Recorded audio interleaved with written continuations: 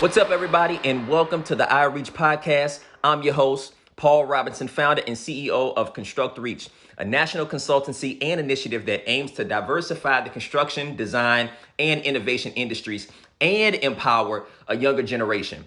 Every single week, we are here merging education, industry, and culture with a variety of featured guests that you do not want to miss. So let's go.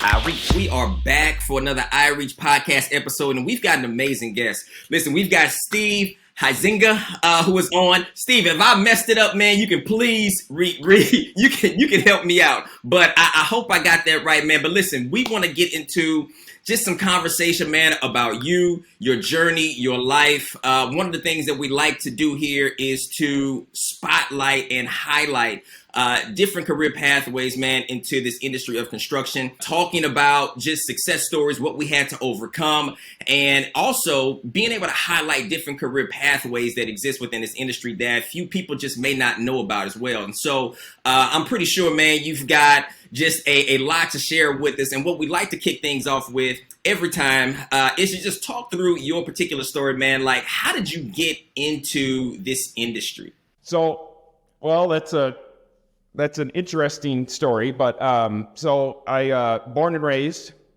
in Kalamazoo. I went to high school, and in high school played a couple sports. And in the 90s, late 90s, your high school counselor always told you have to go to college or you won't be anybody someday. So that was what was just ingrained in my head. Now, the interesting thing is I'm a third generation plumber and pipe fitter. My grandpa did it, my dad did it, and then I went on to do it. And I'll talk about how I got into that career path. But and as they're saying this to me, I'm looking at what my grandpa did, my dad did, and my dad his name was John Huizinga, and he was the president of a very large mechanical contracting company that I eventually took over.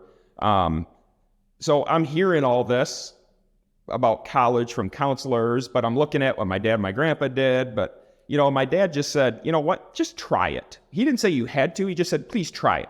So I never took a shop class in high school, nothing. I took all the high level math and physics and all this stuff. So graduated high school, did what everybody told me to do, went to college, and I lasted one semester. That was it. I'm sitting in a classroom, and right outside the window is a new building being built. And I'm looking at that, and I'm taking English classes, and I hate English, and I wanted to be an engineer, so why am I taking these English classes? And I lasted a semester, and I called my dad, and I said, all right, Dad, I'm done. And he said, I figured so. He said, I have a shovel for you. Come on home. So that was my entry into the trades, is I basically tried college, dropped out, and entered the trades. Well, what happened is, my journey is, so now I'm a plumber and pipe fitter in a family-owned business. An industrial mechanical contractor, employs about 350 people. We did about $90 to $100 million a year.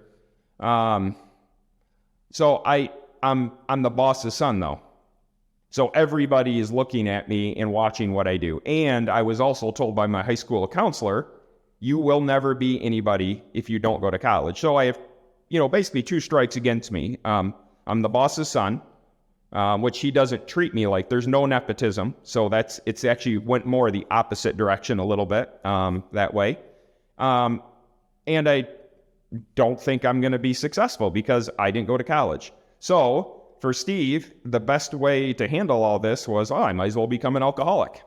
So I actually, because of self-esteem issues, actually ended up, I didn't delve. I mean, my addiction came out, and I struggled with addiction from the ages 20 to 30. I was still in the trades at the time, and I finally sobered up when I was 30. And I've got close to 16 years under my belt now, a lot of 24 hours under my belt.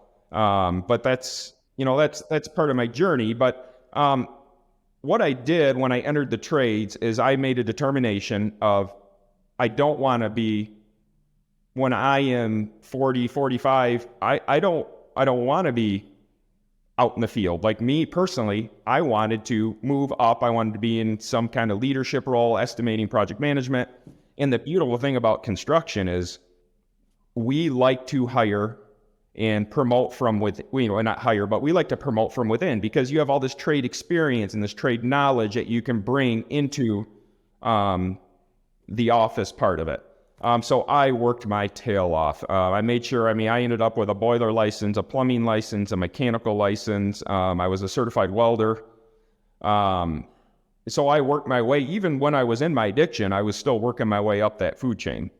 And granted, I had to sober up. So there was probably about a year's time where I actually got demoted as I sobered up. But the company was behind me and with me.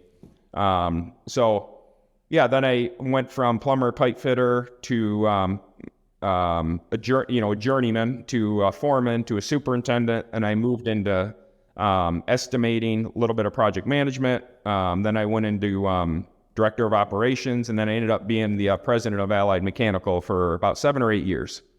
Then what happened is, about a year ago, I read an article in the Forbes magazine that said West Michigan ranks last for minority, women, and veteran-owned businesses. And I was at the point in my career where I was trying to figure out what next. Where am I going to devote, my efforts next? And being a trade, I don't like the word subcontractor, we call them trade contractors. So being a trade contractor, I didn't hire a lot of companies underneath me. So I thought, if I really want to move the needle in West Michigan, I might as well go, walk the walk. So I joined Freedom Construction, which is a woman-owned and operated construction management and general trades company. So I joined that because my goal is to produce wealth generation in minority, veteran, and women-owned businesses. We talk about success a lot. Somebody can be successful, but we want wealth generation.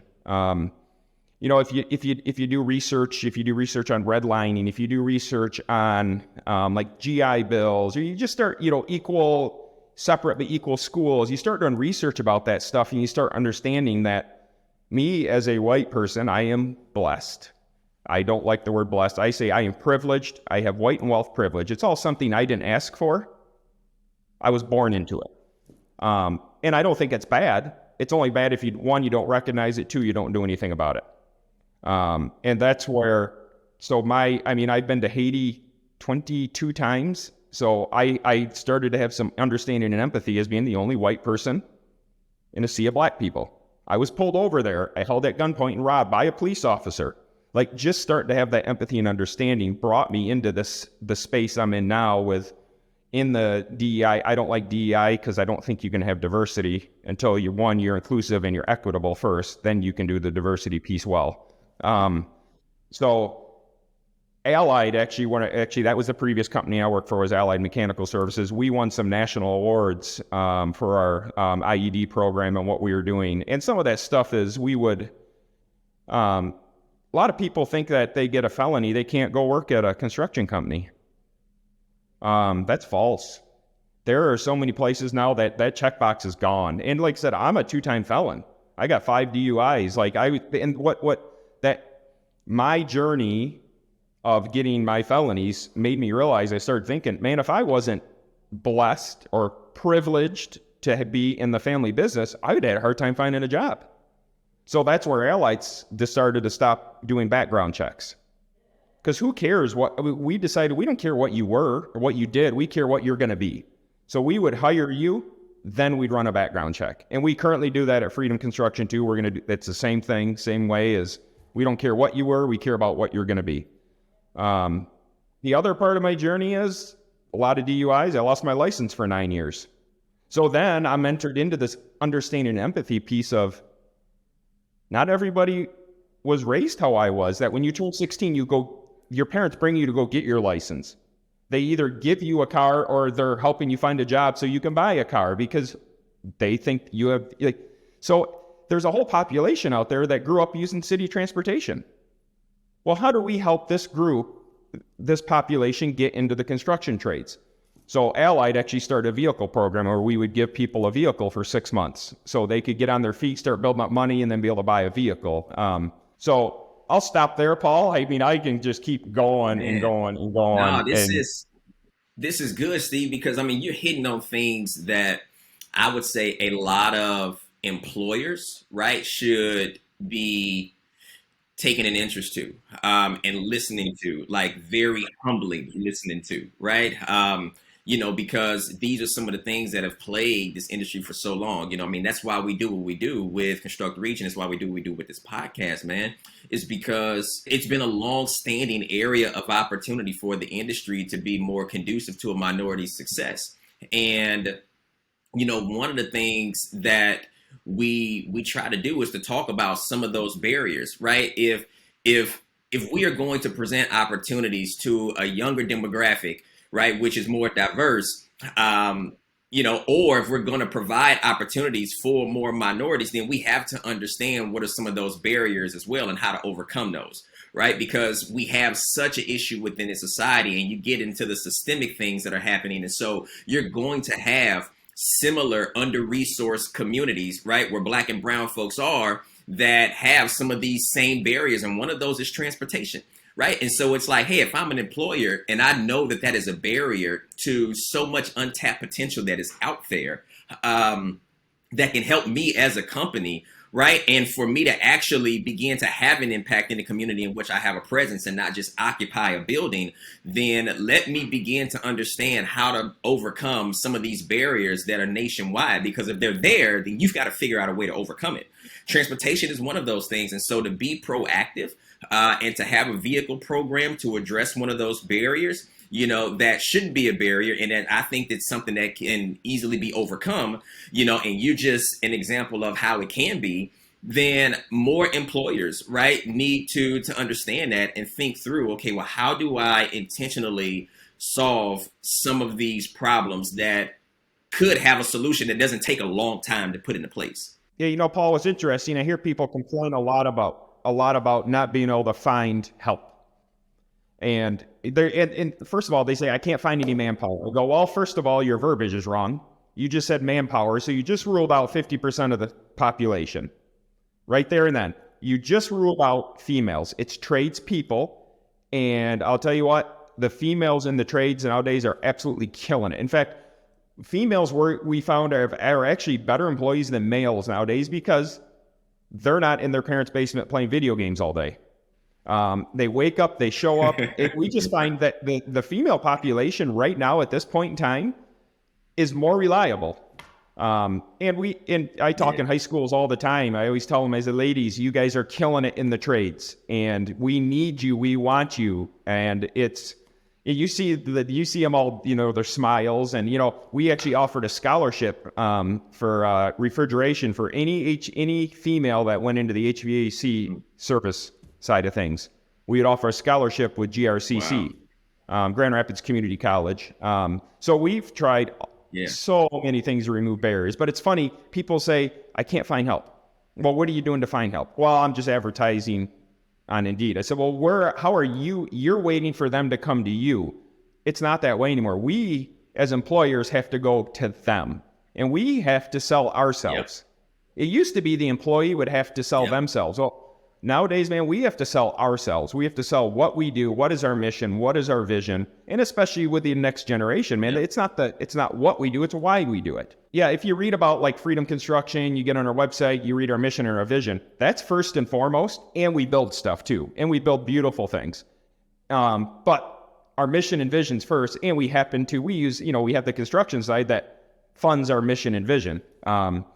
So it's doing the work and being willing to hire recovering homeless, justice served individuals. I don't like the word ex-con. I like justice served is just kind of what we use. Sounds more respectful than like ex-con, or I don't like returning citizen. I don't like that either. So we started using justice served. It's just more of I don't know. It's just, they did their time. It's served. It's done. Like it's more of it's done and over with.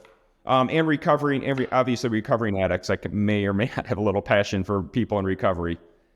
So there's programs all over the place that are offering workforce reentry. And you're right, construction is the easiest, just about the easiest job to enter in with zero education, because we all train on the site and we pay for you to train.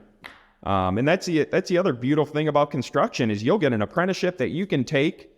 The skills you learn, you can go anywhere in the world and work. Obviously, I mean, I've been all over the world traveling, and that was all using my trade, serving on projects, and like natural disasters hit, I'm on a plane, I'm going to, clean up after an earthquake in Haiti or, whatever it's happening. But yeah, people can't find employees. That's because they're not willing to do the work, or they have an organization that nobody wants to come join anyway. It's that legacy, this is how we always did it, why would we change anything, right? It's thinking differently. It's an employee marketplace right now.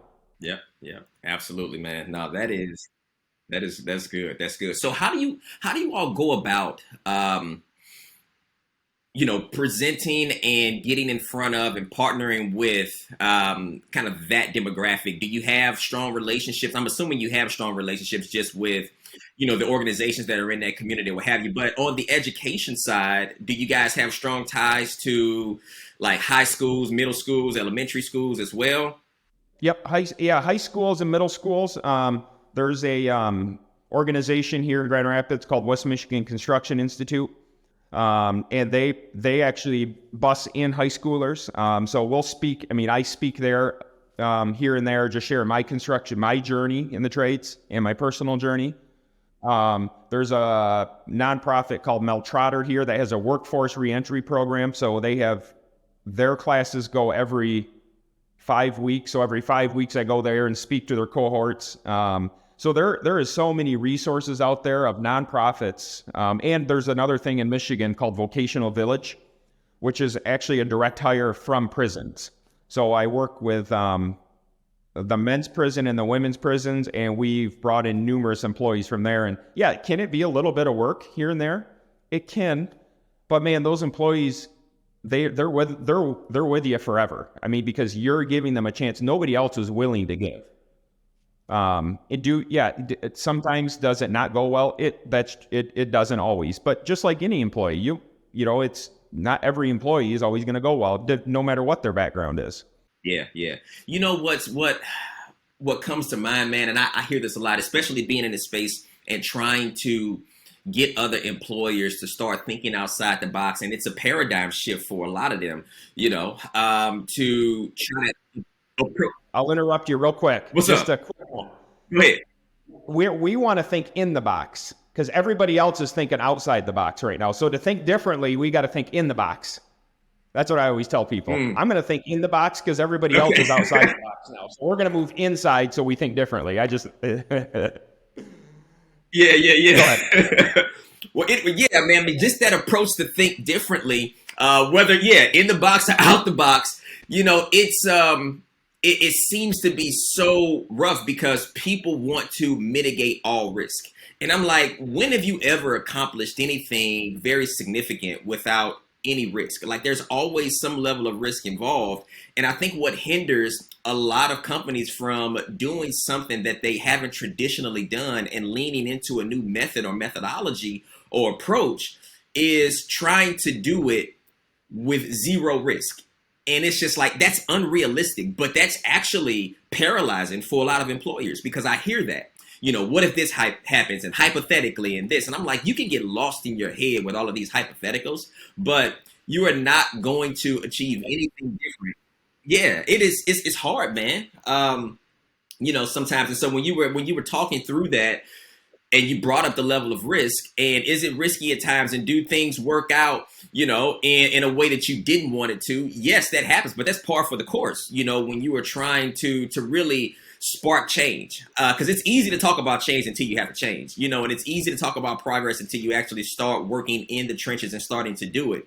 And you have to be willing to take up on a certain amount of risk and understand what that ROI is, and so that risk becomes palatable when you think about the return that you're getting, you know what I'm saying? And so it's it's hard, it's a tough sell, to get some employees to think like that and to lean into that. And I would think that it's a certain level of vulnerability that they need as well with accepting a new way of doing something, and acknowledging that, what, my way is not going to get us to where we need to go any longer. Yeah, it's interesting, the when I was working for Allied Mechanical, my family business, it was interesting.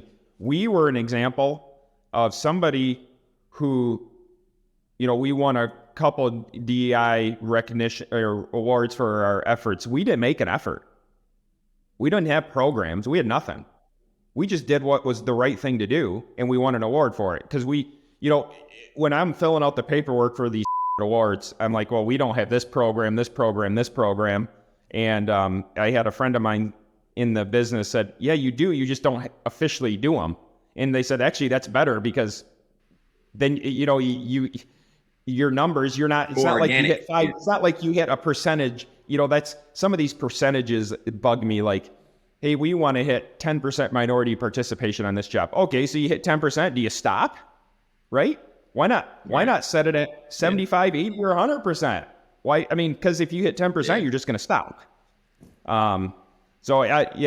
It's there. And with employees too, there's a risk, right? People are people. I will bet on people all day long, and I will, and if you're not willing to give second chances and give grace and meet people where they're at, you're going to struggle to find employees.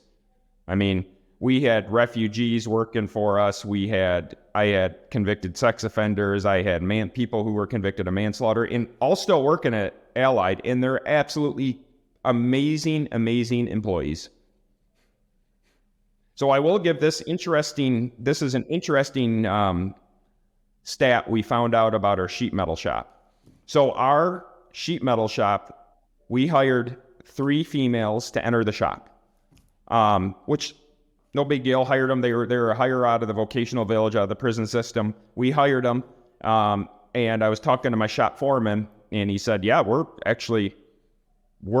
being more, like, I think he said 20 or 25% more efficient in the past 2 months since we brought those ladies on. I go, oh man, they must be working their tails off. And he looked at me and he said, they do, but what happened is unintended consequence of hiring a female, not a consequence. The men don't want to get outworked by a woman, so they work twice as hard. It's just funny. It's just all of a sudden we're like, oh, I had no idea that this would motivate. I mean, I got guys that weren't really, you had to really light a fire under the rear end to get them to do anything. But all of a sudden I bring in this group of 3 ladies, and they're amazing employees. And all the men don't want to get outworked by the women. It just made me laugh. Oh man, no, that's funny. That's funny, man. So listen, Stevie, when you talk about just your journey, man. I mean, your life journey. I don't even want to reduce it to career journey, but your life journey, and how your life journey is, what you've gone through. You're able to have this empathy. You're able to have this connection.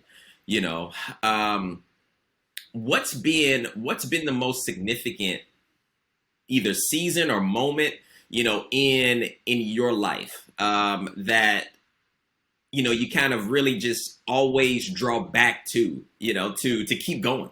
I have a couple things in my, one is when I sobered up, I'll never forget that day, the day I made the decision for myself to get sober. That's a huge deal to me. I mean, obviously, in all my friends and family, because I'd either be dead, in jail, or I don't know, homeless. So that's like the 3 options if I didn't sober up. So that's one of them. But through that journey, the legal system, what I found in the legal system, I can never get this out of my brain. How I was being sentenced for my 5th DUI, and the guidelines were 1 to 5 years in prison. I only got 30 days of work release. Somebody in front of me got sentenced, who happened to be a person of color, who had a court-appointed lawyer, only had 1 DUI, 2 DUIs. He got sentenced to, I think it was 180 days in county. And as I started to think about that, I go, well, why is that? And I go, oh, wait, he couldn't afford a lawyer. I could. He didn't have the support system. So much of our legal system is so broken. I mean, it's just, why? Because I have money, did I get a lesser sentence? And why? Because of the color of my skin, did I get a lesser sentence? So that entered me into that research, like that started me down this path of starting to myself educate myself on the plight or flight of people of color and females and veterans and in the United States, just starting to do my research. And so that moment is one of the key moments that really set me on my journey and passion and mission for me, it's for the rest of my life. As long as I'm working, I'm going to keep pushing this. No, that's good, man. And yeah, I mean, you preach it to the choir here, so Yeah. I understand. You know what I'm saying? But I think you hit it earlier when we first jumped on. Was, hey, this is the privilege that I have, and it wasn't my decision, right? But it is a responsibility to do something with this, and having that conviction, man, I think is so important, and for that allyship to take place because we need that and we need more of that, to recognize where you are, what you have access to, and then okay, well, steward those gifts properly in a way that allows others, to have some sort of equal footing, right, or an opportunity. Or how do you dignify others that are maybe not getting dignified, right, that have gone through similar things that you have, and so it's such a compelling story, man, that you have that I think is, for one, not just inspirational, but it should be a lesson for others as well that are in a position of authority, in a position of influence, in a position of power, to actually do something and make a change, and to see, how it is possible and the many lives that you can affect and impact, if you begin to think outside of yourself, right, for a moment. And man, this has been great, man, having you on. No, I always say I'm going to recover loudly so other people don't die quietly. Like I'm one of the. I mean, there is a bunch of people who are recovering addicts who say it loud and proud, and there's other people that keep it anonymous. I'm not anonymous because if people don't know my story, I can't help them somehow. So with the more people that know my story, the more people that can come to me for help. So I'm a firm believer in sharing struggles. I'm sharing weakness. I'll share my failures because failures. That's how we learn. That's for me that's how I learn is by screwing things up. I mean, I can ask people's advice, but until I screw it up myself, I can't learn. But yeah, so I'm not quiet about my recovery. I'm not quiet about being white and wealth privileged. The problem we have is just we've politicized everything. And one thing I've known about organizations and companies is stay out of politics. Again, you'll rule out half your population if somebody walks into your organization and they think if they've got Trump banners or Biden banners hanging up. The minute you get political in your organization, you ruled out half the population. So, and then you complain you can't find help. Well, if you're in the construction industry, let's just say you're political and you're using like terms like tradesman or aren't offering paid maternity leave or offering a safe place for females, like having a nursing mom's room or something like that, like that's 50% of the population again. Yeah. Oh, well said, man. Well said. Man, well, Steve, it has been such an honor, man, having you on. Yeah, we got to come back, man. I mean, I'm pretty sure there's other things that you can hit on as well and expound on. But yeah, I just want to say thanks for being on. Thanks for being loud with your story, so that others don't have to suffer in silence, man. That is well said. I will remember that. I'm pretty sure that stuck with somebody that is listening right now. And so yeah, and if you want to hear more about my journey, a lot of my LinkedIn posts. So if you follow me on LinkedIn, a lot of my LinkedIn posts and a lot of my personal journey, my personal story, and I'm not shy about that either. So yeah, and we'll make sure we put that those links in the bottom here. So yeah, man, yeah. Cool. Well, thank you, Steve, man, for Thank you, joining. Kyle. Thanks for having me. Appreciate it, brother. Much success to you, and keep up that work. Yeah, thank you.